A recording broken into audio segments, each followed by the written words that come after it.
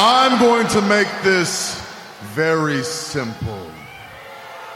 What stands here in front of you is a man that does not fear Brock Lesnar.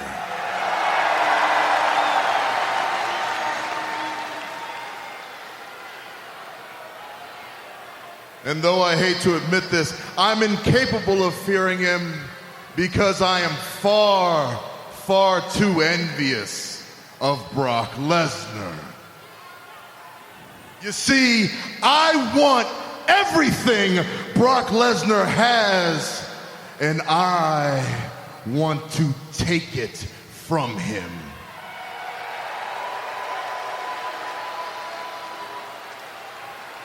I want Brock Lesnar's gilded schedule, where he's not forced to come out here week after week in front of you ungrateful masses. No, he can come in, he can beat people down and leave as he pleases. I want Brock Lesnar's ability to instill fear in other men at his behest. You know what? I want Paul Heyman. I want him to be my advocate. I want him to negotiate my contracts. And I want him to run my errands.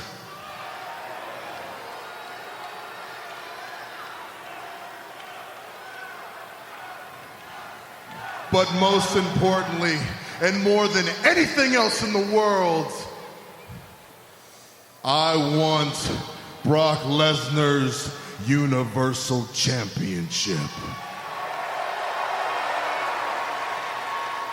At Great Balls of Fire, I will be standing in this ring. I will be staring him in the eye, walking him down, and I will take the Universal Championship from Brock Lesnar.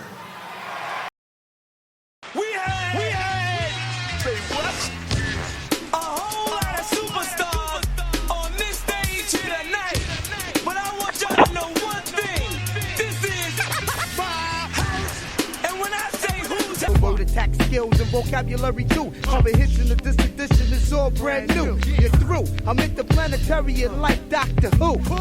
So who? Fuck your beef, no relief. I step on stage, girls scream like I'm Keith. What's up, everybody? Shots fired. We are coming at you live. Ring Time Pro Wrestler Keith and Keisha are in the building again. Keisha, let them know where you at. See, Keith, did you really have to? Really? I mean, what? Is this What really how we gonna kick off the show tonight? I mean, for real. Like this how we gonna sit? Okay, fine. Hey, people, how you doing tonight? I'm not dealing with my brother because he has issues, and I can't believe he just kicked the show off like that. I mean, good Lord, honey. Seriously. That's what they get for giving me sound effects. I don't make the rules. I just you give me stuff, I use it. I got sound effects. Right, of course. I can't blame you. If I had it, I used it too. I'm just saying. It makes perfect sense. I mean, what's the point of having it if you're not going to use it? Who does that? So we are here. We are about 5 or 6 days after Extreme Rules. It is June 9th. It is our mama birthday. Happy birthday, mama. We love you. She does not listen to the show, so that might have been a useless shout out, but I decided to say it anyway. No, don't worry. I'll play it for her. Okay. I'll pull one of Daddy moves and I'll play it for her. Well, good. Just play that part, because the rest of this shit goes off the rails at some point. Yeah. Oh, trust me, she ain't going to want to hear the rest of this.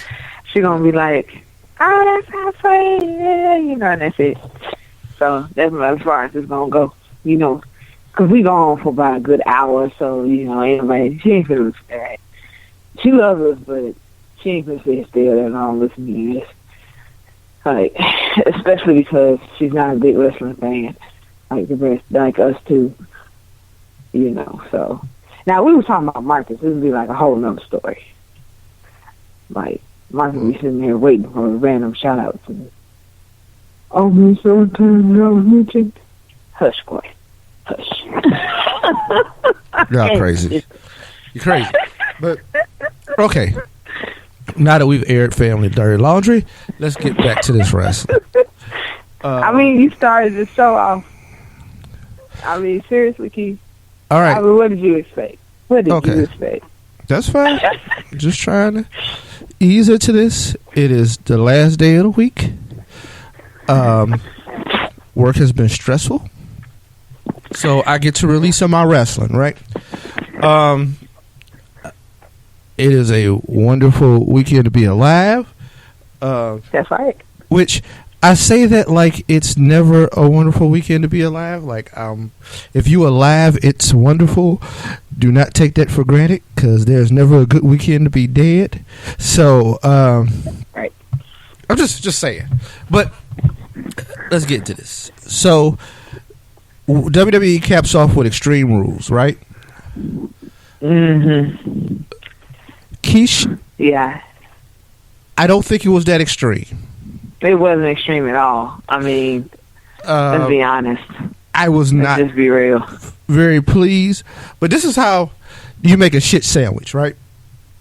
Right. You start off decent. You throw a bunch of crap in the middle. But on the end, it's so good, we neglect to talk about the rest of it. Exactly. And that's what it is. Like, they gave you a good main event.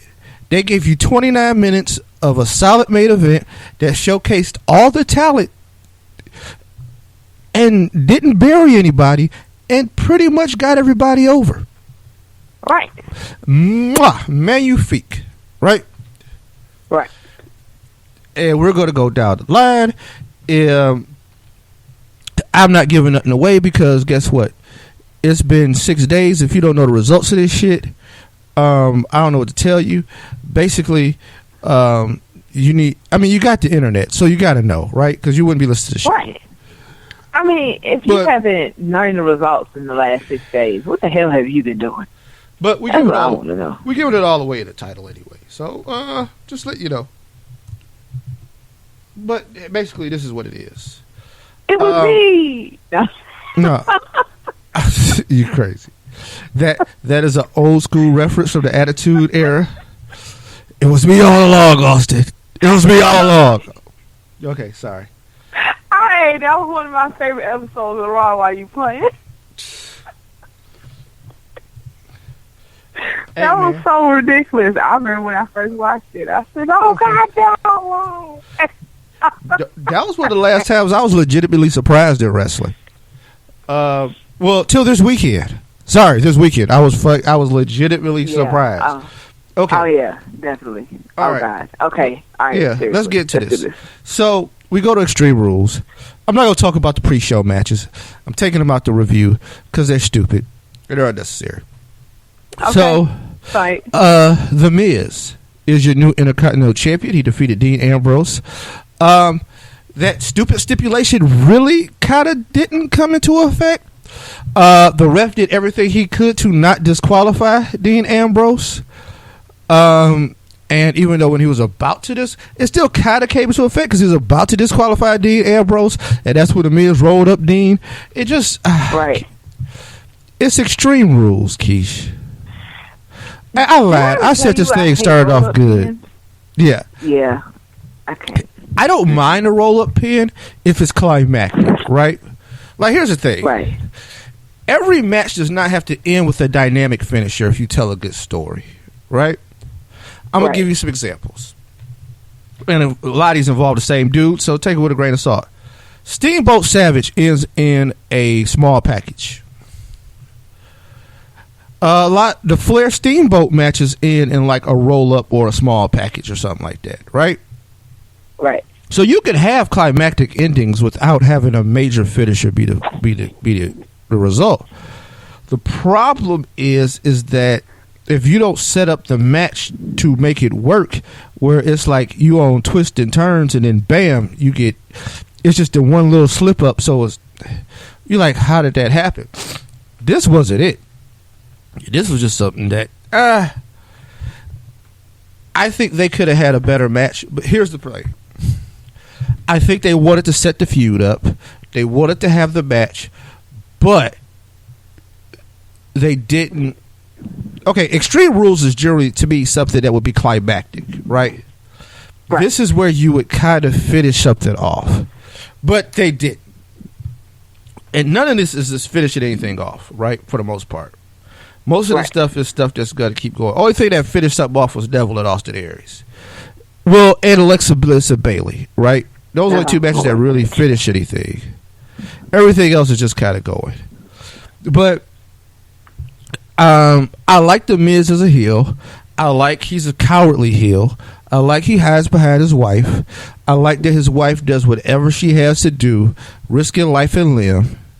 I don't know, how it's going to pay off, but I think we're transitioning Ambrose to maybe an Elias Sampson feud to bring him up, but we'll see what's next for The Miz in his next feud, which he has to win, right?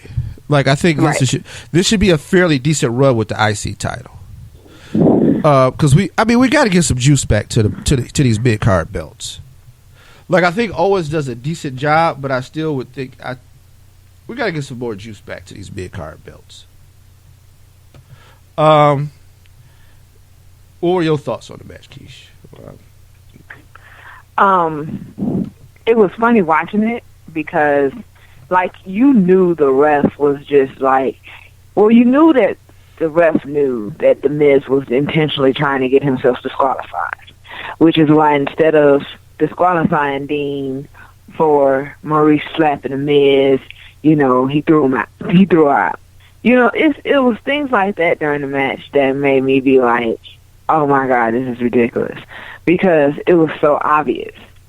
But at the same time, it doesn't mean that it was a horrible match. I thought it was pretty good for the most part, other than, those parts of it. The way that it ended really wasn't too favorable for me, but at the same time, I understood it. So I'm glad that they were able to pull off something, even remotely good, considering it had a very ridiculous stipulation in the first place. It was a good start to the pay-per-view, but I guess, it's funny because when you use the term shit sandwich, this was a good start, and then it starts to go downhill after this. Well, no, I take that back. Because there was another match during the pay-per-view that I thought was pretty good other than the main event. So, but we'll get to that as we go through the card. But it wasn't that bad. I thought it was good. I'm really anxious to see where they take Miz next, and because we kind of see the direction of Dean, as you have already stated. But Miz is a toss-up right now, and I'm actually kind of excited about that. So, man. Oh, is it just me? Like, so ever since Maurice has, I think I asked you this question, but I'm gonna ask it on the show again. Yeah, because I think you asked me Sunday when we was at the house, and I was just ever since Maurice has had that match at WrestleMania, she's been wearing ring gear to the ring. Why is she wearing ring gear to the ring? She ain't wrestling. Like, she's had one match, and it's like, oh, this is what she's going to wear to the ring now. Oh, okay. I mean, it looks good on her, don't get me wrong, but I'm sitting here looking at her like, are you going to wear that every time you come to the ring for, like, matches and pay-per-views and such? Oh, well, okay. Here's the thing. She gets involved, so she may need to be ready. She might have to stay ready. Oh, you mean like in the case of some random female coming down, Yeah, I mean, her just jumping in the ring and doing too much that she normally does. Because that's pretty much how I see Maurice at times. Like, she's like the ultimate. You know what? She's perfect in her role. I give her that. She is absolutely fabulous in the role that she plays to the Miz. Because it's not just the wife at ringside watching and going, oh my God, oh my God. She's everything. Like, so when it comes to, like, that is his ride or die. Like, I give him that. He married the right one, because she definitely gets involved all the time. yeah, I mean, don't get me wrong. Yeah, I mean, whew. It's something. I don't know, man. It's crazy, because it's like, it just seems like they should be higher up, or Miz should be higher up on the card. I don't know. I think he's a money heel, because he's perfect. Like I said, he's just damn annoying, right?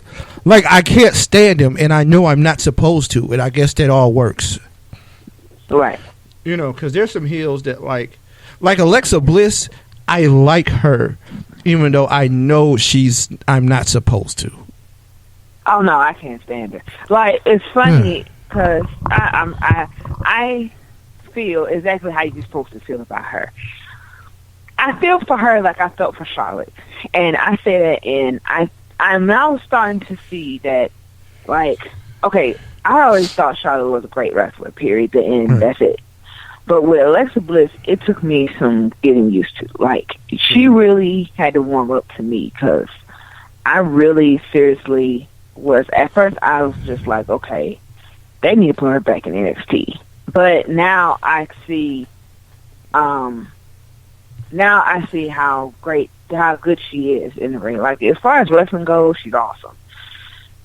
As far as everything else, it's like, yeah, I feel exactly how you're supposed to feel about it. Because when she gets on the mic, I'm like, oh God, this again. Like, I really seriously Here's the think thing. that. So, what I like about Alexa Bliss is that, okay, Charlotte, I like her, but she's genetically gifted, right? right. Like, she's believable. Like, I believe she could beat the brakes off of just about any broad she get in the ring with. With Alexa Bliss, I don't. Like, she's 5 foot even. Like, but she talks with all the confidence of Charlotte, who's 6'2". Like, Exactly. And that is what makes her amazing. Like, she talks to Streak like nobody's business. Like, hey, I'm so much better than the rest of you. And it's like, oh my God, like, will somebody just shut her up?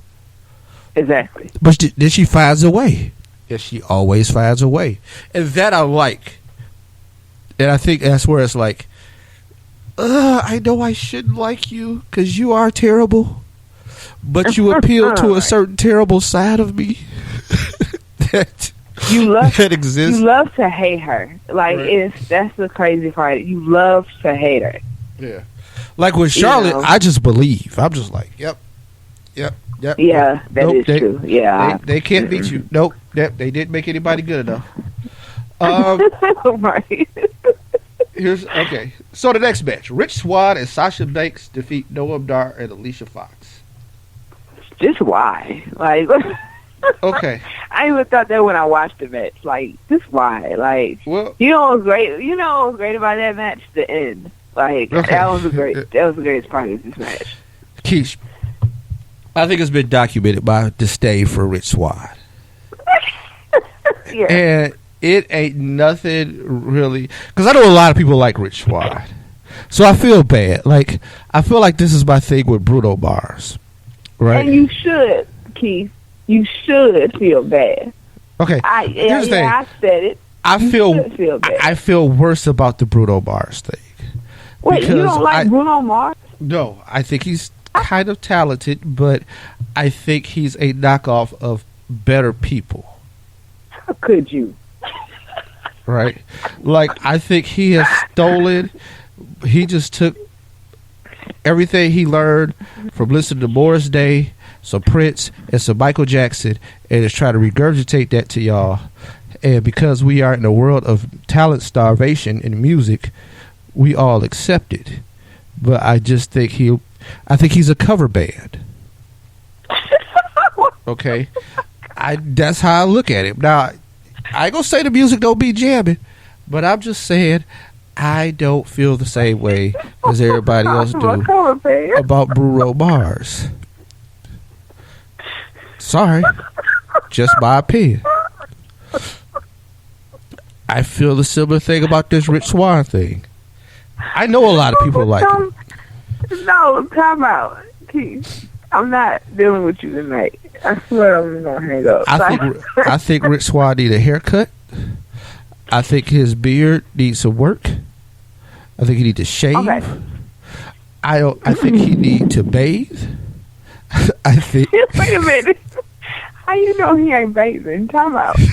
Now, he has the look of a man that may have not bathed. So now, that's all I'm saying. I can agree. That man does need a haircut. Okay, he does need to change that. It looks rough. Like it's not even like the rough. Like, oh, I kind of just rolled out of bed. No, it's homeless looking. Yeah, it's like. I mean, like, look, sir. I'm losing listeners left and right. Like I can see right now, this is about to go bad. But I don't really care. I'm just gonna let this. I just gotta speak my mind. This is Trump's America, and apparently people don't care about what they say, and they don't care how rude they sound. So I'm just giving mine out. That on the show where I pay for the bandwidth, I have to talk my shit. You started losing listeners when you called Bruno Mars a cover band. That's hey man, evil. How could you? First of all, I don't hear anybody disputing what I said. Keith, there's only one person here with you right now, and I'm gonna tell you right now, I don't agree. I don't agree. Once again, oh damn. I don't hear anybody disputing what I said, so I am gonna continue on. I didn't like this match from the inception. I don't like any of the participants except one, and I feel like her talent is being notoriously wasted in this thing. I did not like the dance sequence after. I love the dance sequence after. Okay, don't get me wrong. Rich Swann, he does a little nod to Junkyard Dog, but other than that, I think part of it is, like I said, okay, me and Rich Swann thing go back to 2011. Oh Lord! At a Dragon Gate show, where I just felt like he was a little too R-Truthish in his dancing and gyrating, and I just was like, wow, you gonna do this in front of all these people? That's how I felt. And okay, I know I have a problem. I know I can't let other black people be free, and I gotta learn to let other black people be free, and whatever they do is not a reflection of myself, and I project it sometimes, but I still don't like Rich Swann. But anyway, like I said, you did all that. I'm tired of this. I was tired of this match. Oh, to be fair, I like Alicia Foxx. I just hate what they've done to her. Well, I can't stand what they've done to her. Like, I just, you want to talk about a waste of talent. I feel that they have just completely threw her to the side. You know what I'm saying? You know what? I got the perfect thing compared to. They are doing to Alicia Fox what they wanted to do to Cameron. That's exactly what they're doing to Alicia Fox. Fair enough. And guess what? I think they sent a Sasha Banks down that same damn tube. That's why she had this damn match. Right. First of all, I thought Sasha Banks should have went to SmackDown. Sasha Banks should be the dominant heel on SmackDown. Wrecking shop. She should be rivaling Alexa Bliss on SmackDown right now. Right? Like her, Alexa Bliss could still be on Raw, Sasha on SmackDown, and they like the two top female heels in the business. Right now, I don't see any of that happening. Also, man, who is Asuka going to kill when she comes to the main roster? Because that's going to happen. You know what? Totally off the subject right now, but who is Asuka going to kill? Because somebody going to have to take them kicks to the chest. No, you make a perfect point because the question that I have is which roster are they going to put her on? Here's the thing. Will she go to Raw, or will she go to SmackDown? I think Raw needs some depth. Okay. Like, I feel like SmackDown, they're making it work with like 6 of them, right? Yeah. Where I feel like Raw, it's always just been 4. And they don't really have any levels to it. So that's where I'm kind of like, I don't know. You know what I mean? But I can see where it would be good. I don't know. I mean, I really wonder what her place would be because Asuka is a unique talent. And it's like, you need to put her in the right place. Otherwise, it's going to go downhill quick for the women's division of whichever show she goes to. They tried to make the argument that Nakamura needed to be on Raw, and I disagree with that wholeheartedly. Like, I was like, no, he doesn't. He's in the right place. They placed him correctly in my mind. So I want them to do the same thing with Asuka. The only thing about Asuka is the women's division on both shows, to me, is different. Like, it's totally different. So if you don't put her in the right situation, it's not going to go right for the women of that show or for her. And then she ends up kind of being pulled back on purpose. Not in a sense of kind of... To me, she doesn't end up in the Alicia Foxx, Sasha Banks situation. Like, she ends up, like, almost disappearing, but not quite.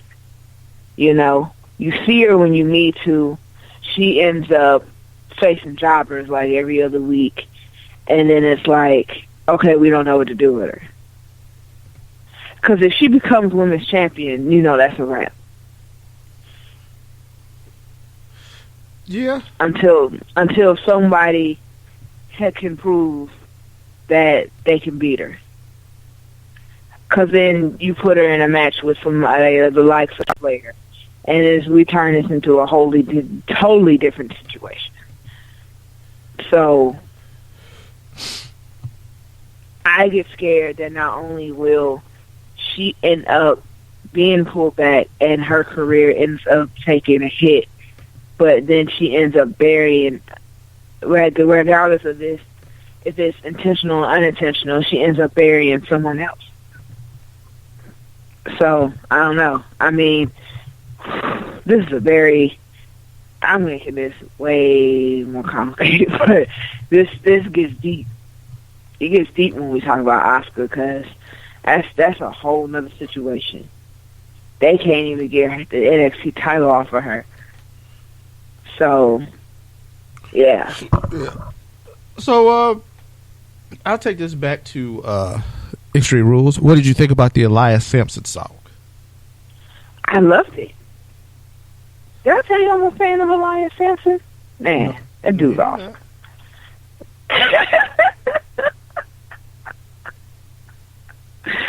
I'm just saying. I was just ready for him to, like, kick someone in the face or something. Like, I don't know. And you know what's funny? I always wait for that kind of moment. Like, you get out there, you do a song, some random person pops up, and then you just, bam! Like, that's just my kind of scene. But, you know, I didn't need all of that. So. You kind of crazy. I kind of what? I said, you kind of crazy. God, In a good way, Keish. Kind of crazy. No. Not even a little bit. But no, I agree with you. I think it'd be interesting, which I think they're going to do at some point. But I think they're going to start working this Dean Ambrose thing, and they're going to bring him along, which is kind of funny because, like, I didn't see any of this in NXT. Like, I just saw him in NXT and just like, oh, okay, what they going to do with this dude? And they jumped him up to the main roster? But now I'm kind of like, okay. But right. in my mind, okay, so I'm going to get really random, but I'm going to be kind of still on subject. In my mind, that's what you do when you take a wrestler from NXT and bring them to the main roster. Now, with somebody like in Sampson's case, I felt like he needed a change, but not too much of a change. You know, he needed some tweaks here and there, but they didn't need to change him completely. This is a different Elias Sampson than who was in NXT, but not quite, you know? Like with, like when they brought up the Revival, they didn't change the Revival. The Revival stayed exactly who they were. But then when you brought up, the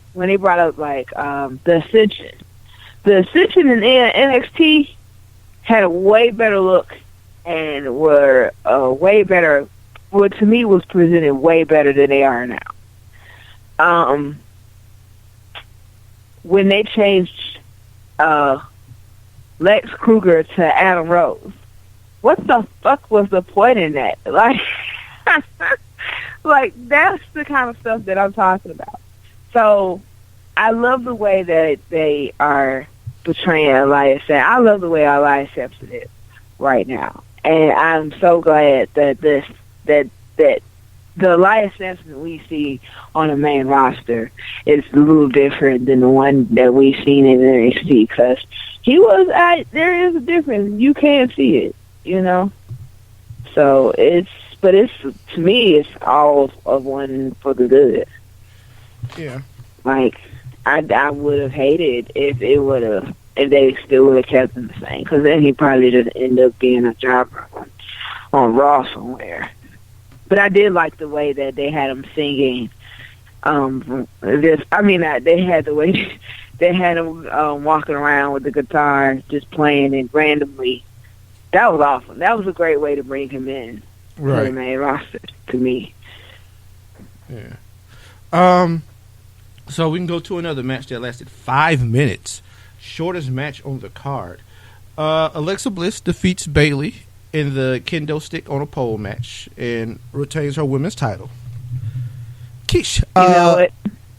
How did Bayley get the kendo stick first and not even swing it? Because they want to protect. I'm going to give my own personal opinion. I feel like they want to protect Bayley's image, so they're not going to have her hit Alexa with the kendo stick, even though I think Alexa took one to maybe the back and possibly the face. All I'm saying is Bayley should have hit her with that kendo stick. Yeah, I don't think it protects Bayley. And that's the thing. Like, no. I don't think it does any. I just think it just made her look weak. And there's nowhere for her to come back from this, right? Like, how does she dig out of this? I have a way, but it ain't gonna happen.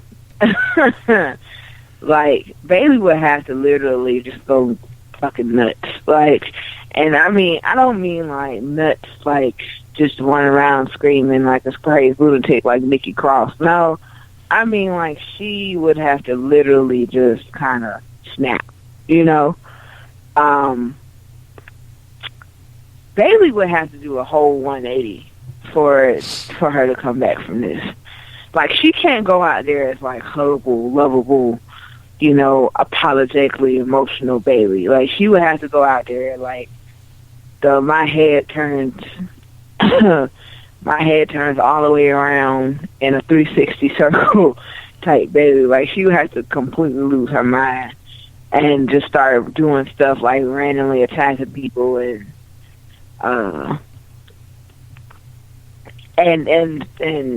doing sneak attacks. And she pretty much Bayley would have to be a whole heel before she could just recover from this even a little bit. Yeah, but and she could never do that. Happen. Yeah, I mean, she'll never do that. I mean, that's kind of like not even in the cards. Yeah, I just thought it was weird. I was like, okay, so she gets the kendo stick first and don't swing shit. What? Which was awful. Yeah, what that are we been doing? me. I don't care how huggable I am. I would have hit her with that thing so hard. That's all I'm saying is, all she had to do was hit her a couple of times. You know? Alexa would have been down for the count. But no, you get the kendo stick, but you don't hit her with it? Like, what was the point? Then she gets it. It. And, like, this is what I think you could have got. If this match would have went maybe like 12 minutes, and Alexa would have just beat the hell out of Bayley, but Bayley would have kept coming back and kept fighting. She loses. She loses in a valiant effort, but she takes a beating. She don't really take a beating. She just kind of, all right, I guess this is over. Right. So that's all. That was my critique of it. But that's about it. It starts getting more interesting. So Cesaro and Sheamus defeat the Hardys in a steel cage match. They win by escaping the cage because both members of the team have to escape the cage. Keisha, what you think about this one? It was weird. I'll give it that. That's my best way to describe all of it in general. It was weird. I hated that they had Jeff outside of the ring in the cage first, but he had to end up going back in anyway because he wasn't just outside of the ring for like a second. Like, he was out there for like a good whole minute and a half, almost 2, maybe longer. And it was just too long for him to be standing out there waiting for something that wasn't going to happen. So it really got to me that this was their stipulation for this match, because it was like, how the hell can you get extreme in a steel cage? You know, that was just my thought process. Like, I was just kind of like, why the hell did they decide that they wanted a steel cage? Like, what's the point in that? So, Yeah, I don't know. It obviously seems like this is what they did. Okay, they tried to say, because Hardy was Team Extreme, so ideally they saying like, okay, the Extreme match would favor the Hardys, right? Right. But in theory, I mean, a ladder match, yes. This, no, because it's Sheamus and Cesaro are the stronger team and more physically opposing, so they could brutalize you more. Now, the idea of escaping the cage may favor the Hardys, but as we see, it still didn't work out.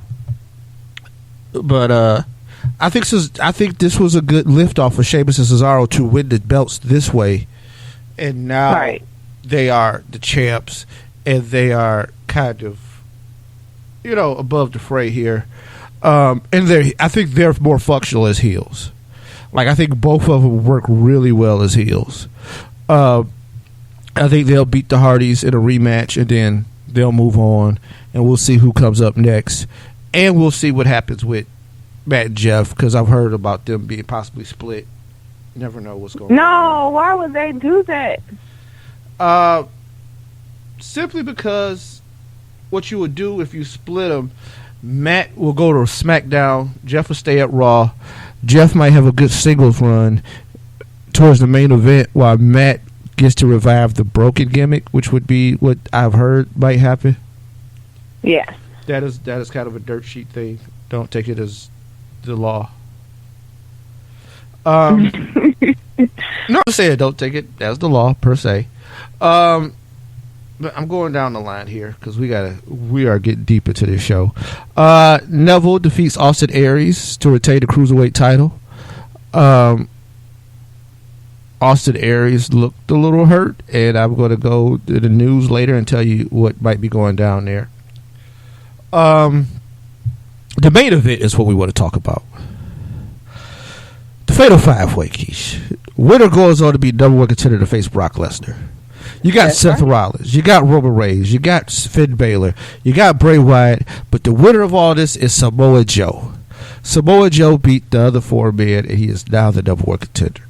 I had no inclination that they would take Joe this serious and make Joe the number 1 contender right away. Logically, it looked like Reigns because Joe has a thing with Rollins, Baylor has a thing with Wyatt. With Strowman out, you would use Roman. Roman and Brock would be box office, but it's something they've done before. It's a seamless transition. It'd be easier to work since they've already worked together. That way, you don't have, there's a lot of things you don't have to do or worry about. And of course, they've been shoving Roman Reigns down our throat for the last couple of years, right? Right. But no, they went with Samoa Joe. Out of all, Finn Balor seemed like a second pick just because the underdog thing. Like Paul Heyman said in the promo, hey, this sells itself. Little guy gets all odds against the beast, the demon versus the beast, and Finn Balor reaches down his side.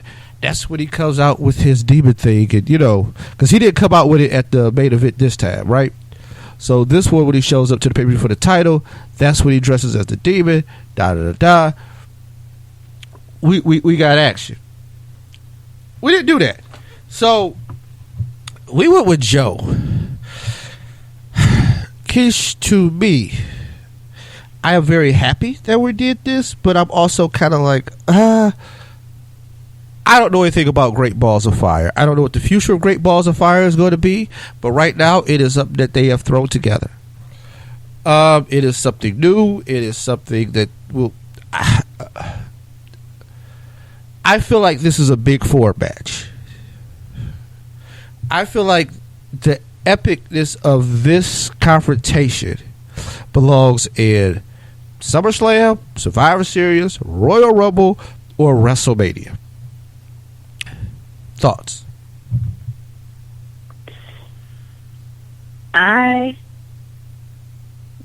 Okay, so from beginning to end, I was just waiting on the next thing to happen.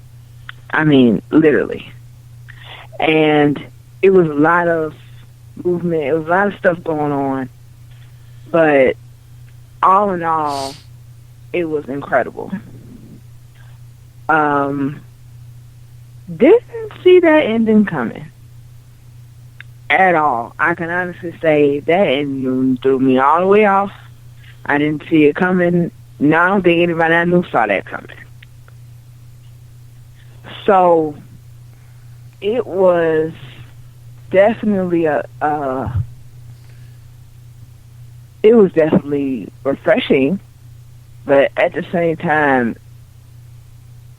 it had everything that it needed to. So, I don't know. I guess, in a sense, I got what I expected to see out of it. And I'm glad that it happened. I guess but I wish that there would have been more incorporation of the whole Extreme Rules thing, Yeah. I mean, they used, because it was 5 of them. Yeah, so, I mean, they used chairs. I mean, they got into it. Maybe would have liked to see more kendo sticks. But I will say this: the spots were great. Yeah, I agree. Like the one where Joe and Baylor get speared by Reigns and they go through the wall. Seth Rollins giving up his body numerous times. Baylor giving up his body. Like they worked those spots, and like I said, that match didn't hurt anybody. Right.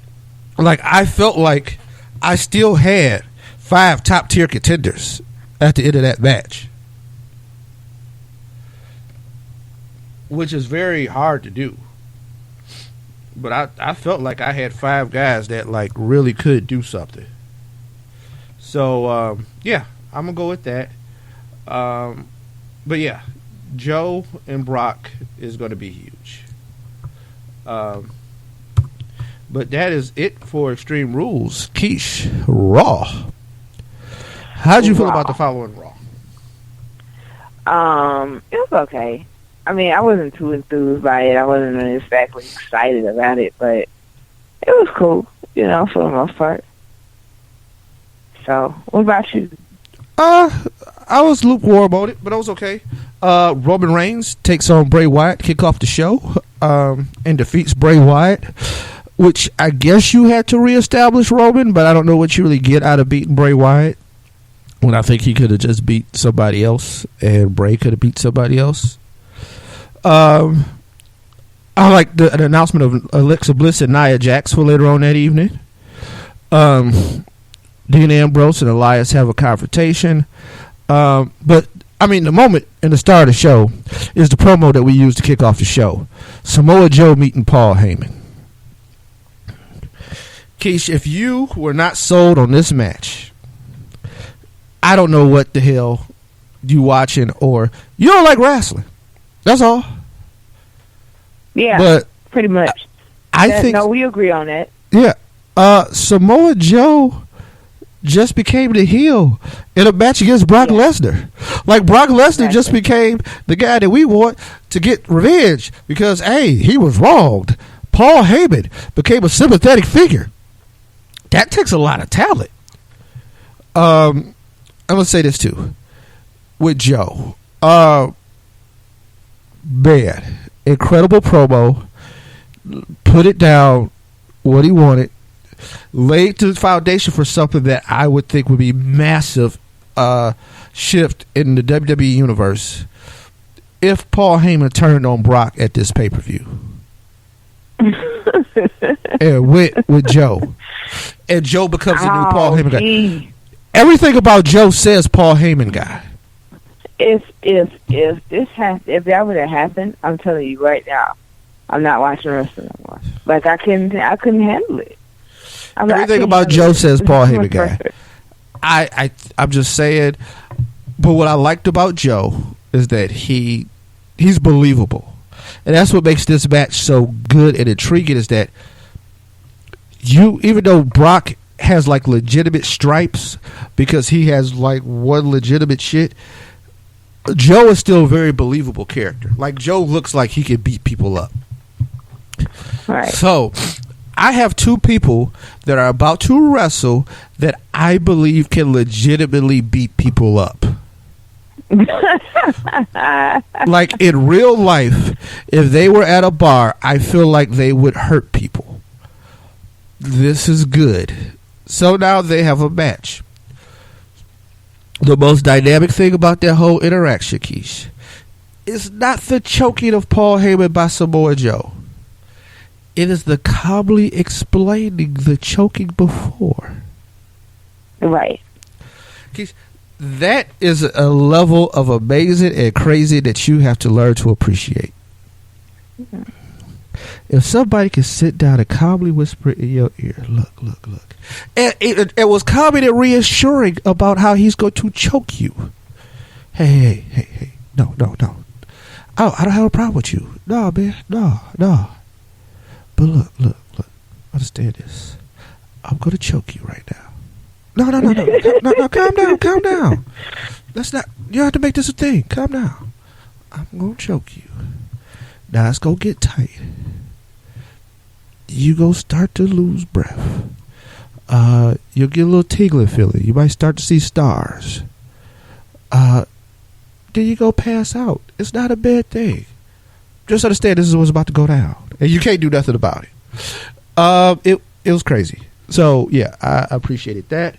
The matches, nothing really stood out. Why does the Titus brand keep losing? I don't know. I don't understand it. How the hell are you supposed to have the Titus brand if they can't win matches? Against damn Kalisto? No sense, Lord. We gonna do this with Kalisto. So somebody attacked Big Cass, and that left to Enzo and Big Show against Gallows and Anderson. Gallows and Anderson got to keep. I don't know. Some of the stuff doesn't make sense. Now, I did like the Alexa Bliss Nia Jax match. I did like the fact that Mickey and Dana got involved because they were being nosy, and Alexa was smart enough to get herself get disqualified by getting herself beat up. And then Nia just destroyed everybody. Nia against the world. Shit. You are going to have to get that woman the title. Right. Shit, Nia against the world. I don't want no parts of that. Nia versus everybody. Samoa Joe defeated Seth Rollins in the main event. I thought it was a really good main event, and of course Samoa Joe can't lose. He's number one contender right now. And I don't know if this adds finality to their situation, but you know. What's next for Seth? I don't know. I think he might benefit from like maybe going over to SmackDown for a second or something. Either going over to SmackDown or going back to being a heel. I think it'd be interesting. But then you'd have to bring like Owens back to Raw. I don't know if that's gonna happen. You know, just throwing stuff out there. But I think it's time for our break, and then we'll come back with birthdays and news. For those of you who are wondering that may be bored, not bored, but please don't tell me you listen to this shit bored, because I think I'm fucking entertaining. But the Cleveland Cavaliers are up on the Golden State Warriors. I don't know if they're going to stay up, because that lead is only 13 points, and it's still a whole quarter to go. But they going to stretch this series out, Keish? Yeah, they are. Okay. As much as possible. So if you stretch it out and then you go back to Golden State for Game 5, I think they lose at Golden State. So basically all you did was made yourself have to get on the plane to go 4 hours to get that ass beat. That may have happened. Okay. So it's 109 to 93. But it's still only the end of the third quarter. But it's also insane that both of these teams have almost, one team has 109 points, the other team has 93 points, and the fourth quarter has not started yet. Good Jesus, they not playing no defense. But just something I would throw out there. But yeah, we're going to hit this break, and we're going to finish up, because we got the news, and then we got SmackDown, and crazy things are going on out there. And my golf clubs just fell. It scared me lifeless. All right. We'll be back on the other end. After last week, I can't believe it. You know, you were a victim last week. This week, you're a perpetrator. Intense pain is a wonderful thing, Gene Okerlund. Your life flashes before your eyes. Things that are the most important to you become crystal clear. Look at this. You start to begin to learn the meaning of life. Last week when they stuffed me in that ambulance and I looked across and I saw Flair, Sting, Woman, Bagwell, and myself, I realized that we were people brought together, not by philosophy, but by necessity. And I started to think, New World Order, New World Order. Where have I heard that? And I remembered in the good book it says when the New World Order is put into place, it signals the beginning of the end of time. Well, WCW is our world. It's where we live and breathe. And if you want to destroy it, Hogan and the Outsiders, you've already made a mistake that jumps off the page. You're going to take a baseball bat to a horseman, finish the job, because there's one rule of gang fighting. See, we are the original gang, and we're the most vicious in all of professional wrestling history. They send one of yours to the hospital, you send one of theirs to the morgue. Hey, man, Arn Anderson was kind of morbid. You send one of theirs to the hospital, they send one of yours to the hospital, you send one of theirs to the morgue. Great promo, but in wrestling... What? Time out. What? Yeah, I'm just saying, in wrestling sometimes, I'd avoid talks about death. Because y'all ain't going to take it that far. And you should not, mind you. And you should not simulate death. Just because, just a bad idea. Anyway. Well, I mean, the Usos said that they... Okay, never mind. Oh, no. The Usos went a whole nother direction. They went to jail. And, I said that it was gonna take the Nuke Day out back and handle them old yellow style. I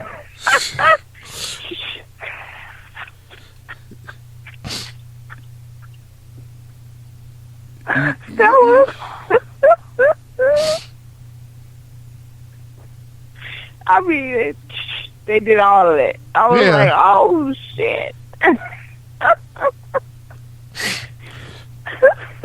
It was funny because the name was like a little much. Like, what are you doing, sir? Yeah, like, taking this a little too far. Like, I need to calm down. Well, then it just got hilarious. I think, okay, so I'm being real. You know what? That's what the name of this show should be. It should just be Keisha's Randomness, because I'm being extra random tonight. But, I think those two tag teams are working wonderfully together. So, yeah, go them. But, I think that's going to be, I think it's a good contrast of styles, right? So the New Day, they kind of funny. They kind of ha he kind of guy now. And exactly. The Usos is kind of on that, like, fuck, we'll give you know what I mean? I'm loving it. So, I mean, I think I personally am utterly happy. I've been happy that they made this heel turn since they did it. So I was all extra excited. I hate for them to go back. I'm just like, nah, just keep them the way they are. And I'll still get one of them hoodies. I don't care what nobody say. It was funny because I seen online and somebody, one of my Facebook friends was like, I want one of those snapbacks. That thing home. I was like, oh, man. Yeah. I'm telling you. Uso's hot right now. Yeah. I mean, if it wasn't June and I don't know how expensive those hoodies are, I get that, no kitty. So, I mean, I think that would be something. Maybe if they got T-shirts, that's something they can rock at Twinsburg. Right. True. That is true. We need to look into that. Yeah. We're going to look into that. But well, as far as birthdays go, there's no wrestling birthdays for June 9th. Now I can go backward, right? June 7th, 2 days ago, superstar Billy Graham celebrates a birthday. The superstar is 74? Yeah, 74. Wow. Now, man. Right. One thing about Superstar, I watched his thing on Beyond the Ring. I watched it a couple of times, but I watched it again last night because I'm going to write something up for it. But 20 years too soon. An innovator, the man changed the business. I think he was the first outlandish personality that they had that, really, like I said, 20 years too soon because they needed him to be a heel, but he was starting to catch up with the fans. Okay. Next up, Howard Finkel, legendary announcer, WWE Hall of Famer. The Fink is one of the coolest guys that you'll get to know. Had the pleasure of working with Fink on a project or two with the WWE a long time ago. Fink turns 67 today. I haven't heard that name in a while. 2 days ago. Sorry, 2 days ago. 2 days ago also was Mick Foley's birthday. Awesome. Mick Foley turned 52. Really? Yesterday was Tatanka's birthday. Tatanka turned 52. And Dan the Beast Severin, who turned 59 yesterday. And that's it for birthdays. I mean, we don't have no more birthdays till like next week, where it starts to pick back up, but not a lot of birthdays. So let's get into the news. Keish, do you know the WWE has introduced a new social media policy for their talent? No. Yeah. I am fully unaware of this. The WWE has reportedly introduced a new social media policy for its talents to sign in wake of a number of explicit photo leaks in recent months, according to PW Insider. The content policy has not been revealed, but mandatory meetings were held at this week's Raw and SmackDown live tapings to try to prevent such happenings again. A class was held on cybersecurity threats with an expert from cybersecurity firm brought in by the company to give a presentation to the roster.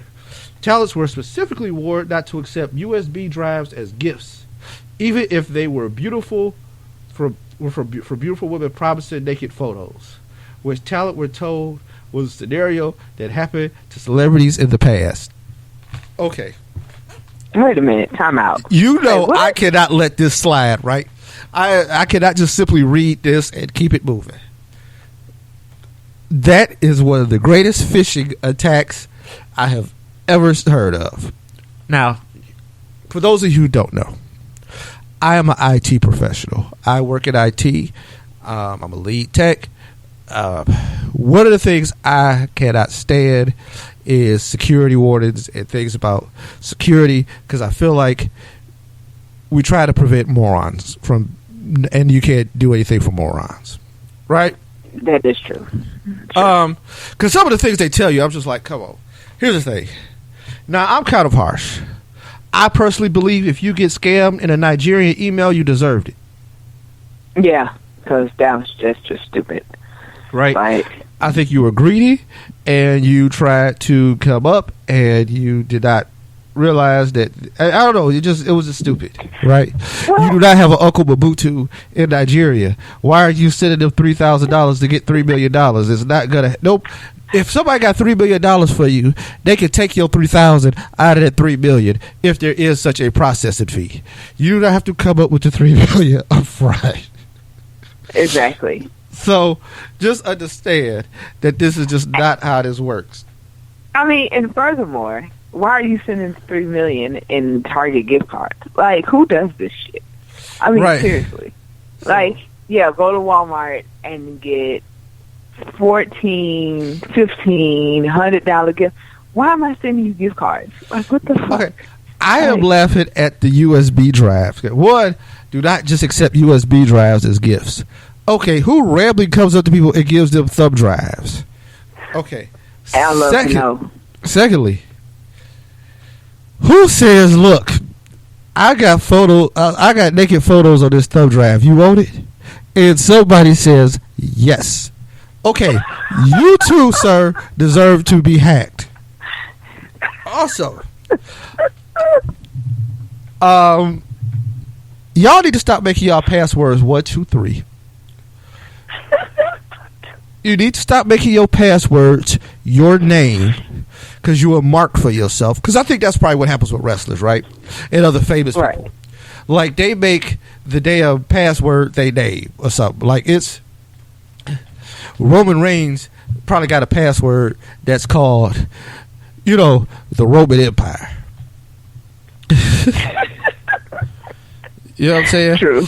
Paige probably had one that said, like, Black Widow. That was her password. Black Widow 1. Like, are you serious? Yeah. Paige WWE is her password. Well, you know why? Because, and this is just me personally giving an opinion, but my theory is people who make passwords like that because they believe, and this is just me, speculation, but they believe that if they make a password like that, no one would think that's the password because it's just way too fucking obvious. So, like, they'll make their password 1, 2, 3, 4 because they don't think that anybody else would actually believe that that's their password. Like, seriously, what is your password? 1, 2, 3, 4. I've made up passwords because I really thought that people wouldn't think that that's the password, but at the same time, my password ain't 1, 2, 3, 4. So it's like, it's the things that you make up for a password should be complicated, but things that people don't think of. Like, of course you would think that Roman Reigns' password is the Roman Empire because that makes perfect sense. But at the same time, it's way too damn obvious. No, it doesn't. That's the password. Point. Yeah, it shouldn't be the password. Like, I just don't. Okay.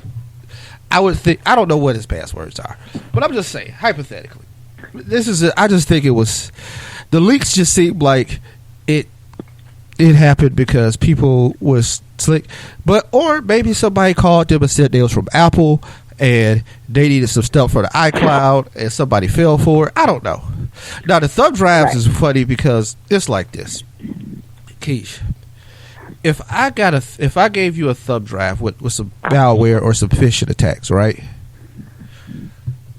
Would a WWE superstar that I know make probably at least 6 figures, would I just try to leak your naked photos, or would I be try to leak your bank account into mine?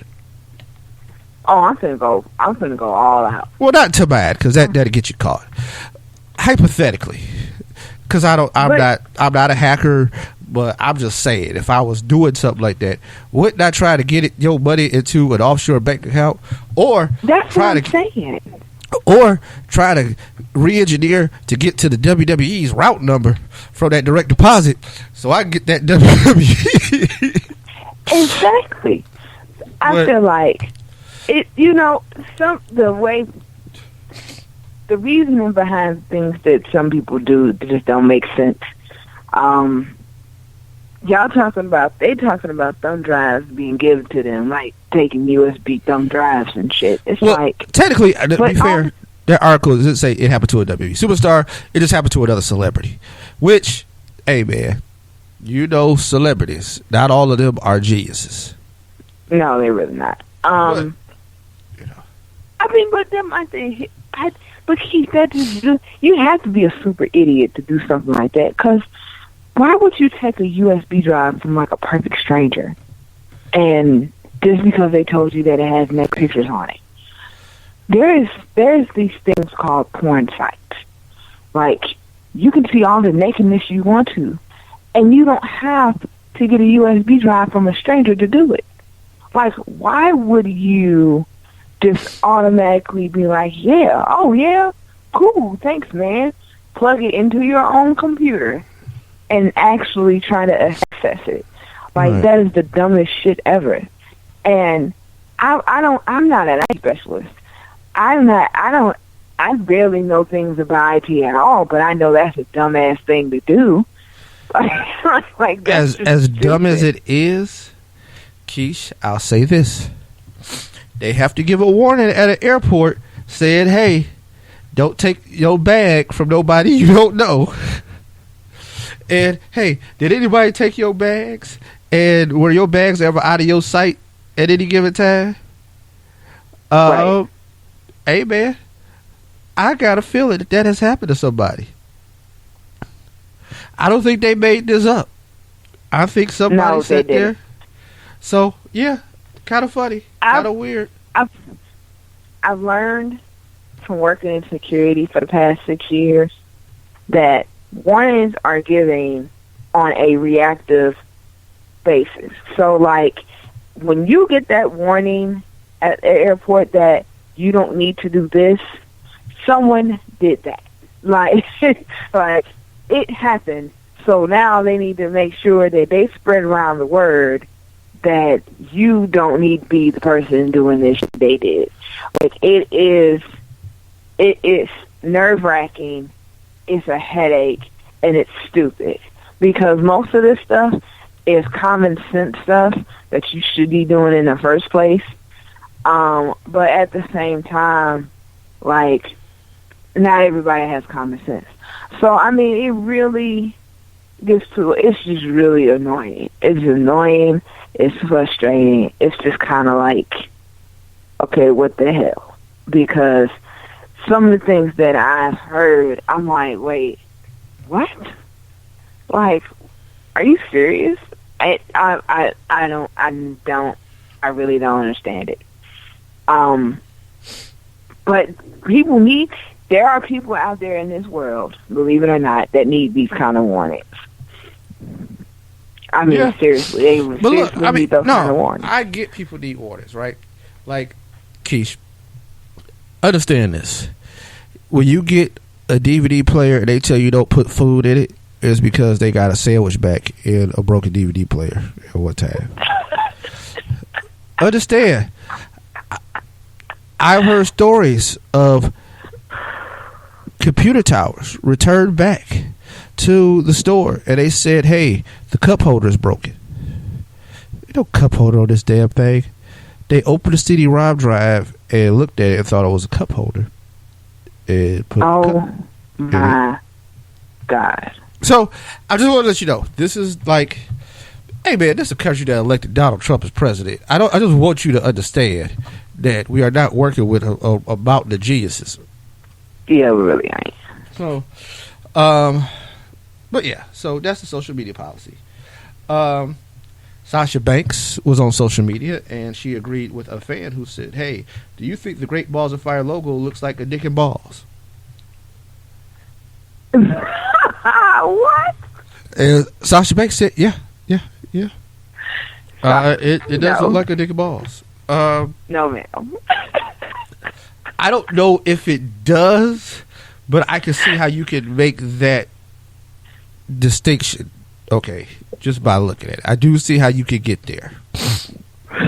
Personally, I think the whole concept of Great Balls of Fire is just fucking retarded anyway. So I haven't really paid attention to the logo because I hate the name in itself.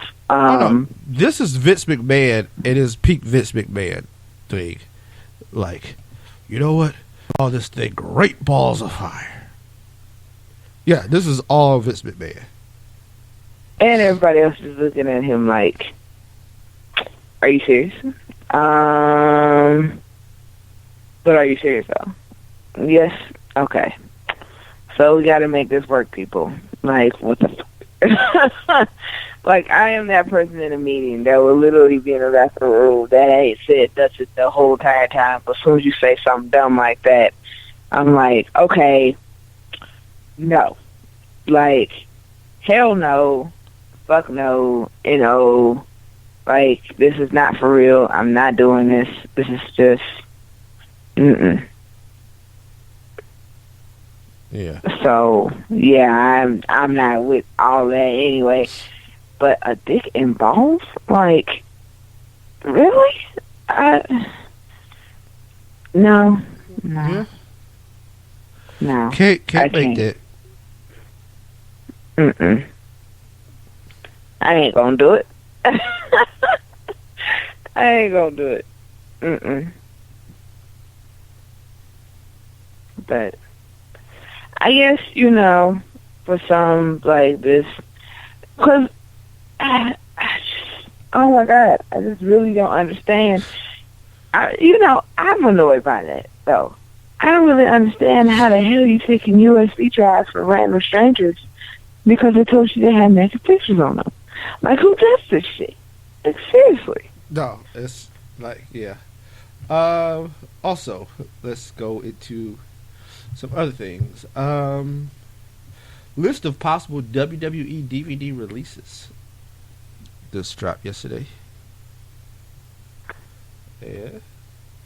Let's see, a possible list. Shawn Michaels unreleased. Basically unreleased matches with the Heartbreak Kid.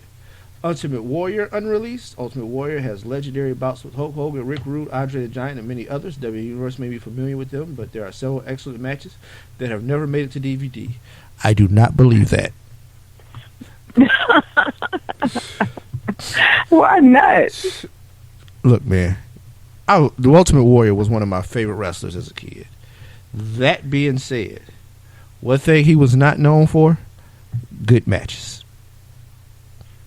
Oh, Lord. Yeah, not the best match guy, right? Right.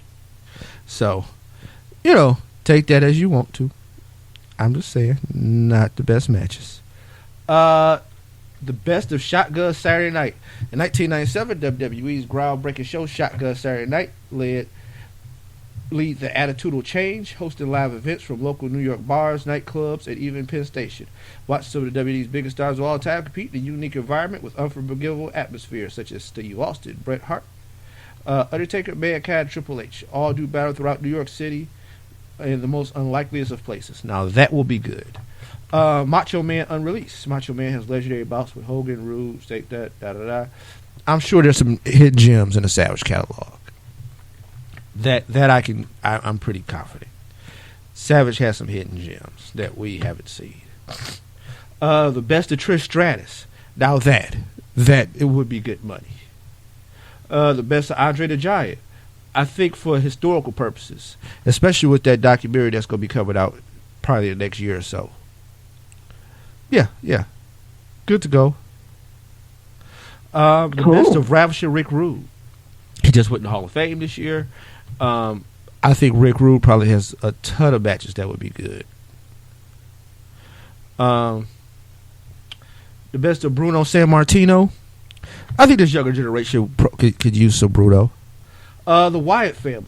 The Shield got a DVD. Why Wyatt family can't have one? Bayley getting one. I'm sure that's happening, right? That's happening. Sasha Banks, yeah, that's happening. The Women's Revolution. Now that one would be really good. NXT Greatest Matches Volume 2. Pretty sure that's gonna be good. So, yeah, I'd rock with that list. Other news and notes. June 23rd, Keish. Glow premieres on Netflix. It's going down. I am going to watch that whole thing and then probably write something up about it. For those of you who don't know, Glow is short for Glorious Ladies of Wrestling. It is a program that came on in the 1980s for about 5 seasons. Was women's wrestling, an all-women's wrestling promotion. It featured names like Mount Fiji, Big Bad Mama, The Farmer's Daughter, and many others. Ivory got her start in Glow, just to let you know. I want to say Mondo Guerrero was the trainer for the promotion. It was based out of like Las Vegas, and they shot it, at a studio. Groundbreaking stuff, man. I think the TV series is going to kind of be like a fictional kind of thing, though, and they kind of go give a little backstory and kind of add some real stuff to it. I'm excited to see what happens. Right? So, that is that. We will talk about that more in depth. And, if you want to get some history on Glow, on Netflix, I think there should be a documentary on Glow. Just look up Gorgeous Ladies of Wrestling documentary. I forgot the name of the exact documentary. Or you can check RetireProWrestling.com and look up Glow, and we have a review of the documentary, and I could use the hits on the website. So, yeah, that's going down. And also, while we're talking news, Keish, the finals of the Best of the Super Juniors went down last week. Really? Yes, New Japan had their Best of the Super Juniors 2017. And it was the 24th tournament of such, and the winner this year was Kushida. Kushida faced off against Will Ospreay, who won the Super Juniors last year. Wow. But he beat him. It was a really good tournament. A lot of guys scored high. Kushida was in the B block, and he had 8 points, along with Bushi, Suzuki, Tazuchi. A lot of people had 8 points in this damn tournament. One Marty Scurll had 8 points, newest member of the Bullet Club. But Will Ospreay, who had 10 points, was in the finals against Kushida, and Kushida won. He pulled it off. It was 24 of the best Super Juniors, or kind of like Cruiserweights, 205 Live guys. It was held between March 17th and June 3rd. The participants were revealed March 3rd. It featured wrestlers from CMLL in Mexico, which I always go back and forth. Which one is the biggest promotion in Mexico? Is it CMLL or is it AAA?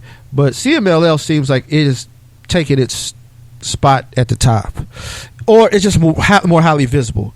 Like that partnership between ROH, CMLL, and New Japan is an incredible thing. It's an incredible thing for ROH. That was a smart move. I think that's what helps them maintain that number 2 spot in America as like a wrestling promotion. Because you're dealing with the top promotions, foreign promotions out there, right? So, right. I mean, because CML, like those Mexico City shows, man, they sell out big. I mean, don't get me wrong. Mexico thrives with 2 sizable promotions that do really well. And New Japan, I mean, right now, we building for the Tokyo Dome again. Wrestle Kingdom 11, I'm assuming, is going down, or are we at 12? I gotta check that out. Anyway, which we're about to set up because G1 Climax is about to start. That's going down.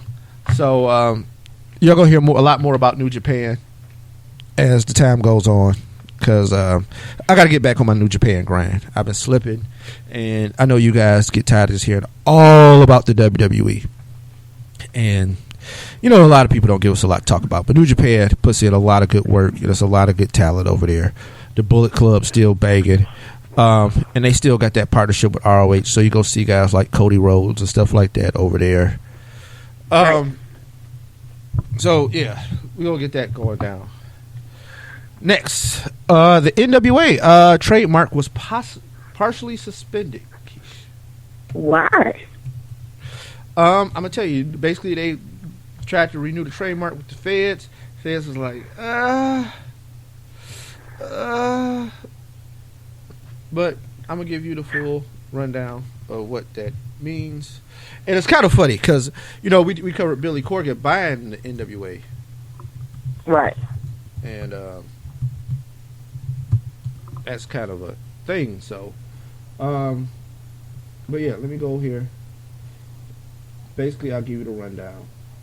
Because Bruce Dart, this is according to Bruce Dart, the recent trademark application for the National Wrestling Alliance by NWA President Bruce Dart has been partially suspended by the United States Patent and Trademark Office. According to the report, the partial suspension was due to a likelihood of confusion with a registered mark and under Trademark Act Sections 1 and 45 failure to show the applied for mark in use commerce with any specified goods in Class 25. The applicant was also informed that the Marks 2 pending application present a potential bar to registration under Section 2D. If registered, in addition, the applicant was required to provide an amended definite identification of goods, provide information relevant to the examination, clarify the mark description, provide clarification regarding the claim dates of first use, and provide clarification regarding the applicant's claim of concurrent use.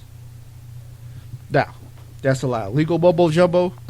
And what it means, basically, is that there are other applications that feature a similar brand name that could potentially come into conflict with one another.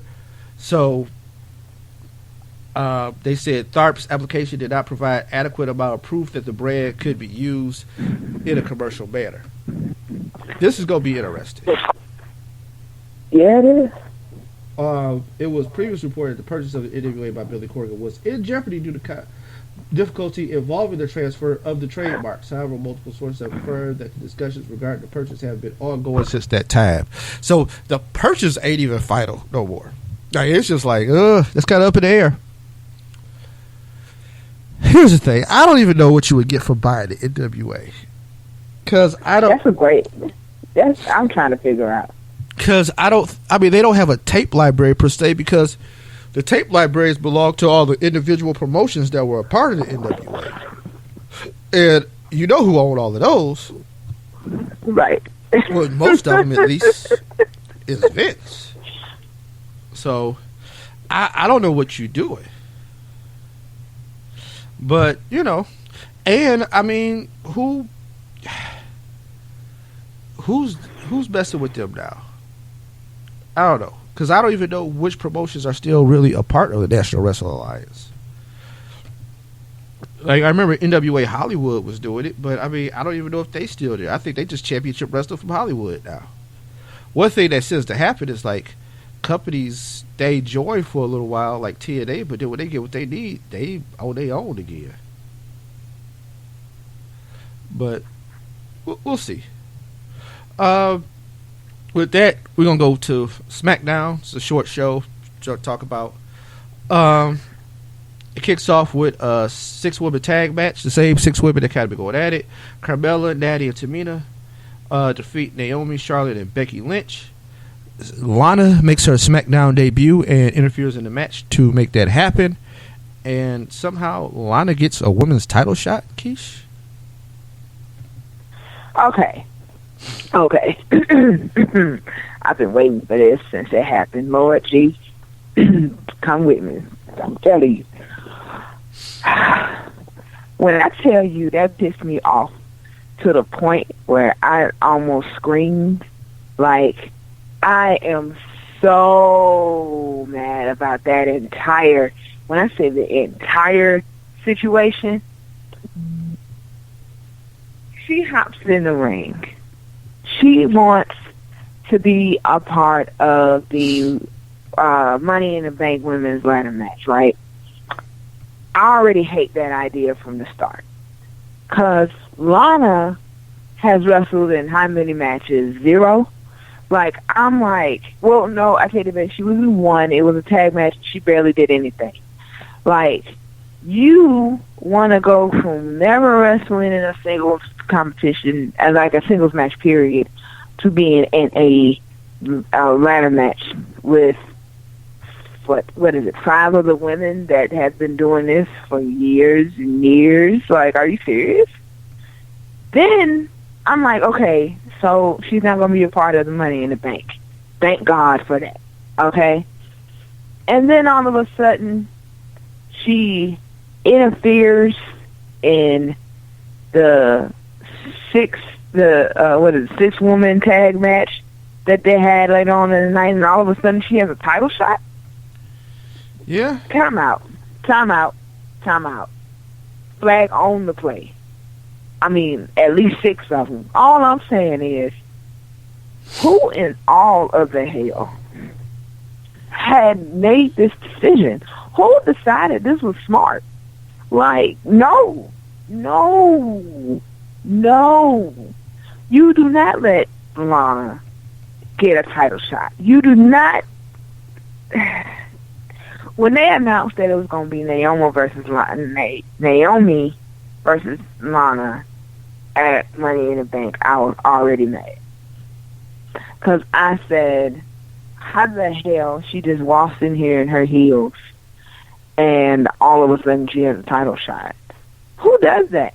The 5 women that are in the Money in the Bank ladder match are going to be going at it for that contract so they can have the power to get what Lana's getting right now whenever they want to. They have been scrambling trying to find a number 1 contender for Naomi out of those 5. And then all of a sudden Lana comes in and bam, she has a title shot. I'm going to tell you something right now, Keith. And I mean this wholeheartedly. If Lana, which I know this is not going to happen, but I'm just going to put it out there anyway. If Lana wins that title, I'm not watching women's wrestling on SmackDown. Like, every time they come on, every time they walk out, every time they speak, every time they have a promo, I'm changing the channel. Like, I just don't have time for this. I seriously don't. Like, if anything, I'll start watching SmackDown altogether. Like, I just don't have time for these shenanigans and this bullshit. Like, come on, man. Really? Out of everybody that you could have created a championship match with, you pick Lana.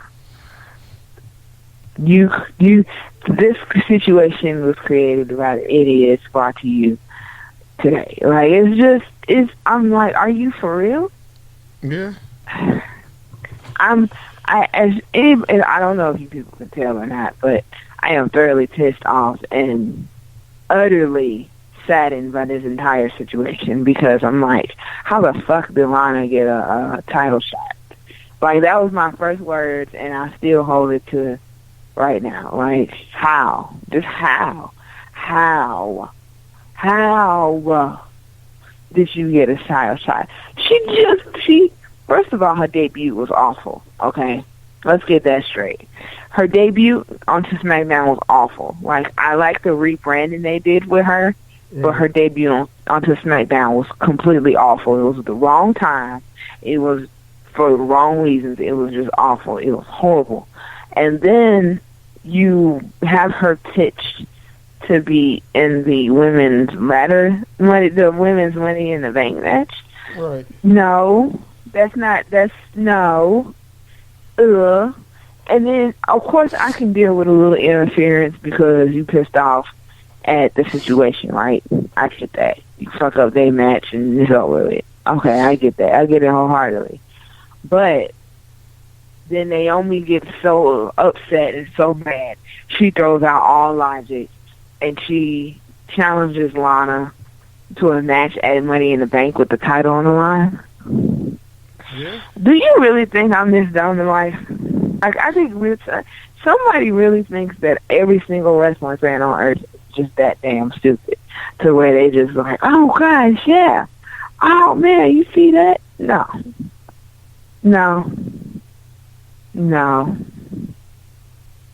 And another no. Like, I'm not even for this, Keith. I'm not. I ain't for it. I don't want to be for it. I ain't with it. Anywhere else you want to put it. No. Just no. Mm-mm. Okay. I gotta bring myself down. Let me bring myself back real quick. Because I've been itching to talk about that since it happened. And I'm telling you right now, I can't stand that shit. Like, I'm sorry. I ain't sorry. Let me stop it. I'm not sorry. I'm not sorry at all. Like, I don't apologize for the damn thing. Like, I am not for it. Like, I'm not, because you let this chick in a dress come walk in and 2 seconds later she got a title shot. No. Like, if anything, if I were the other 5 females on that roster other than Naomi and Lana, I would be totally pissed right now. Like, I would literally be all the way pissed the fuck off. Like, I don't care. Like, even if I don't care if I stepped in here during the Superstar shakeup or last week or whatever. I know for a fact every single person in that ring has, even though they might be, no matter how horrible or great I might think they are in the ring, all of them deserve to be number 1 contender. So it's like, in my mind, Lana doesn't. Because it's like, I don't know what Lana can do. You know? No one does.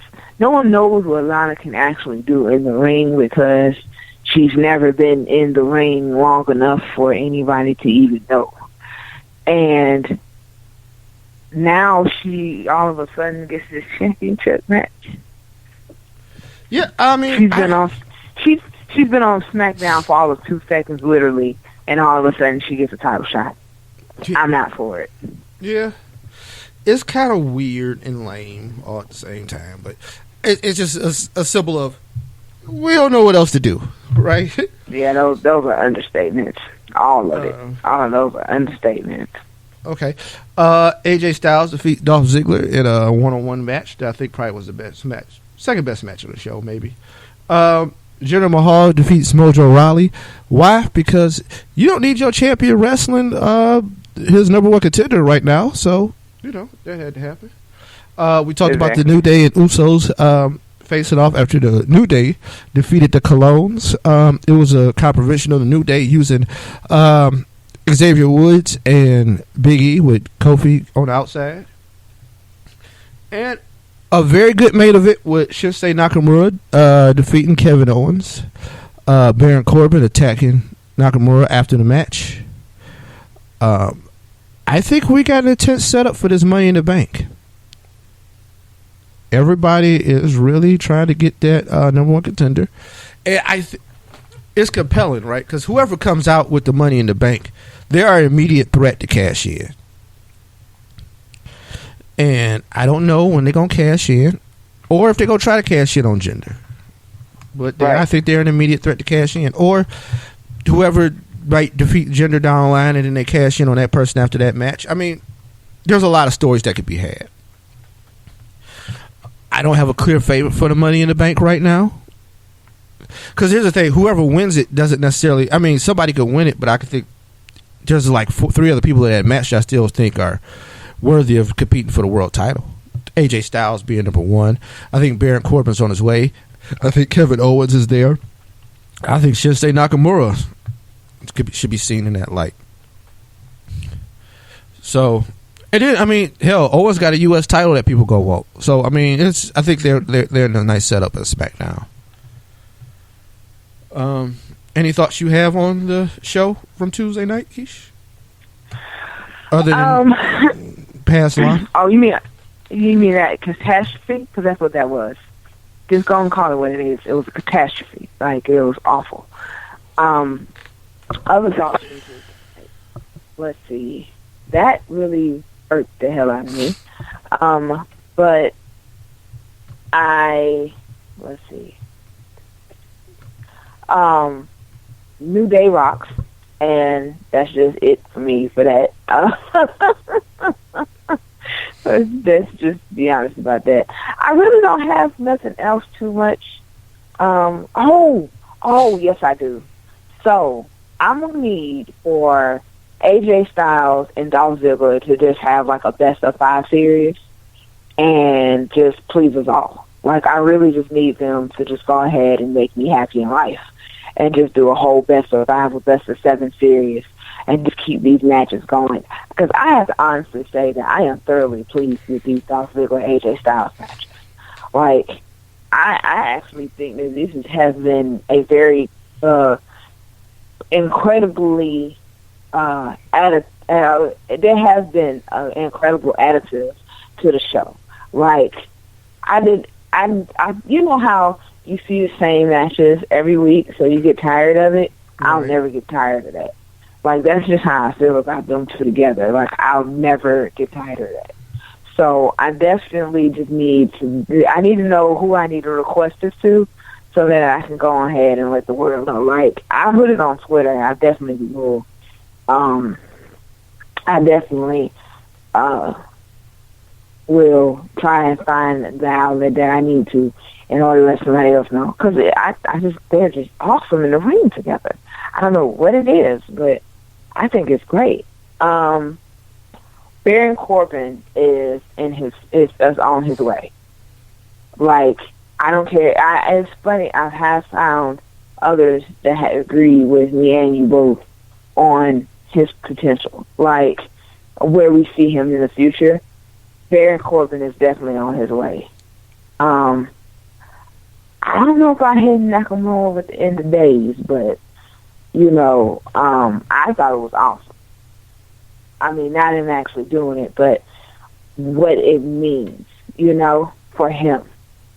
Like, I don't necessarily see him winning Money in the Bank, but I do see him one day making a lot of his opportunity on the main roster and everything else.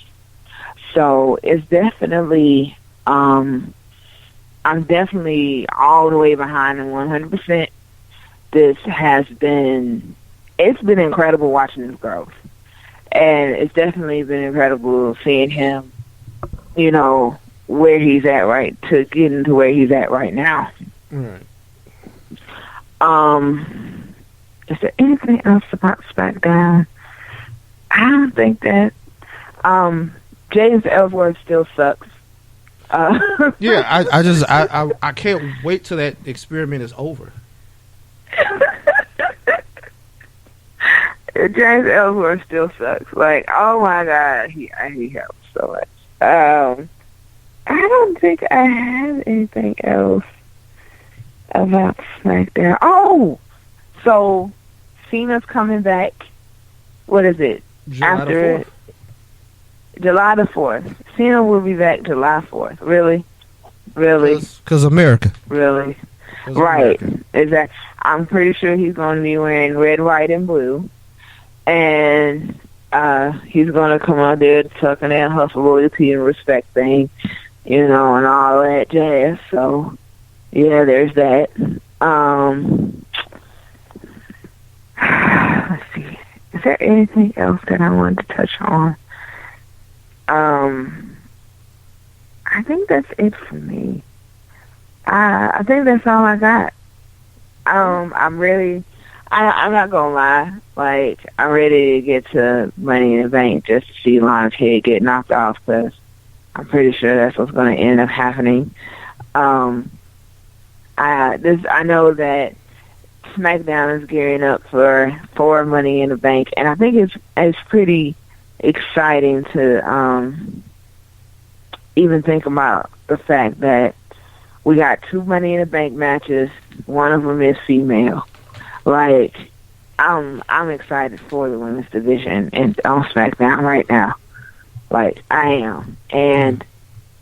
But man, these shows, man. Like, I'm gonna need for the creators or whoever that had this thought process of allowing Lana to get this far to just chill out. Like, I really just need them to stop slipping money under the table or whatever the hell they doing, because this is getting on my nerves. Like, I'm sorry.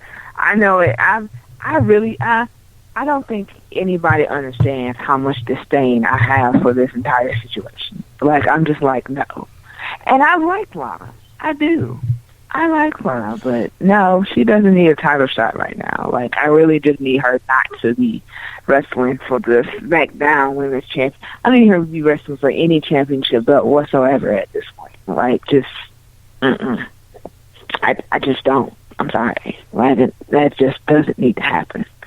So, let me make sure that I'm touching on everything I wanted to as far as SmackDown goes, because I think I've covered everything that I wanted to personally talk about when it comes to it. But yeah, I think that's it for me, because everything else was fine. The rest of the show was okay. I knew it was something else I wanted to bring up. Keith. Yes, sir. Jinder Mahal's entrance to the ring was absolutely amazing. I said I didn't see how the hell they let him be champion. At this point, I'm glad that it happened, because, man, this revamp of Mr. Mahal has been awesome. Yeah, it doesn't take much. I'm telling you, it doesn't take much. No. You could really flip this thing over. And now, I can't tell you that everything that happened beforehand doesn't even really matter at this point. Like, it doesn't. I'm on the don't hinder gender train. Make a mad Mahal. I am all the way in.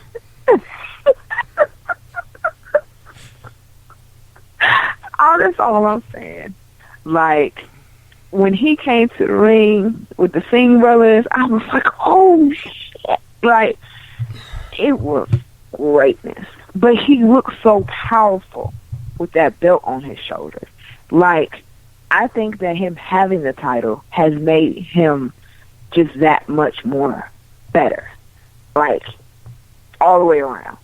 So, and I really don't, at this point, I really don't see this being his only title run. Like, I think everybody believes that, because I know people know about about WWE trying to expand into India and everything, and that's why he's the champion. But I don't see it as his only title run. Like, I really think, I think if this goes well, like as good as it's going right now, this won't be his last time holding a championship, like a WWE championship. It won't. Especially if he even if he doesn't have the Singh brothers with him, like, I just don't think that this is the one and only time. But they need to keep him a heel. Like, Jinder Mahal needs to always be a heel, like, from now on. And he needs to just always be the bad guy. Like, This is greatness. This is gold. Right. And the way that they have all this going it was the best move. It's crazy, right? You take Jinder Mahal, you make him champion, and it's awesome, right? Right. You redo Lana's character, and you redo Lana, like, you just completely repackage her, and then you bring her in, and all of a sudden, instead of having her actually wrestle in an actual match on SmackDown, you just make her number one contender at a pay-per-view. No. See, this is where you have good change, bad change. Like, it's like, no, that just doesn't go right. This is why creative confuses me all the time, because they do things like that. Like, it's like, oh, man, that was awesome. Oh, my God, that was horrible. Like, it goes from greatness to catastrophe in 2 seconds. So I really just need to know what the hell they be going through in the middle of these meetings and creations of SmackDown and Raw, because it's a roller coaster ride dealing with this. Seriously, I can't take it. It's just too much. It's too much. But I digress. With that being said, I think that's all I got. All right. Yeah. We can go ahead and get ready. Next week, we will be previewing Money in the Bank, I believe. That's right. And yeah. Man, these pay-per-views coming fast and furious. But we'll see y'all in the back end. Peace. Bye.